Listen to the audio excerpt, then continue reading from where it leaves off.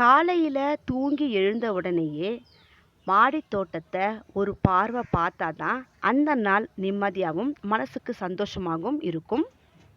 எப்பவும் போல இன்னைக்கு காலையிலையும் மாடித் தோட்டத்தை ஒரு சிறு பார்வை. பால்சம் ஃப்ளவர்ஸ் நிறைய எக்கச்சக்கமாக பூத்திருந்துச்சுங்க. பார்க்கறதுக்கே அவ்வளோ ஒரு கொள்ளை அழகு.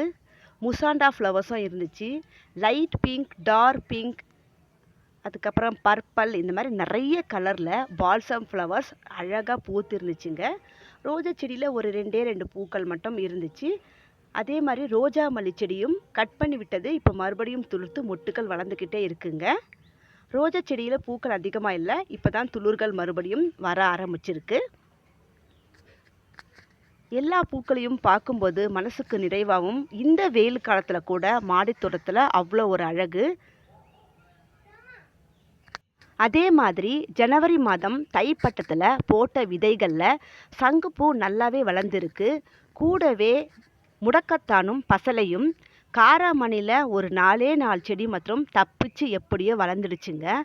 முடக்கத்தானும் காராமணியும் ரெண்டும் ஒன்றா கலந்து, கூடவே சங்குப்பூ, பசலைக்கீரை, இது 4மே நல்லா கொடி மாதிரி ஒரே கம்பியில் அழகாக ஏறி ஒன்றோடு ஒன்று போட்டி போட்டுக்கிட்டு ரொம்ப அழகாகவே வளர்ந்துருக்கு.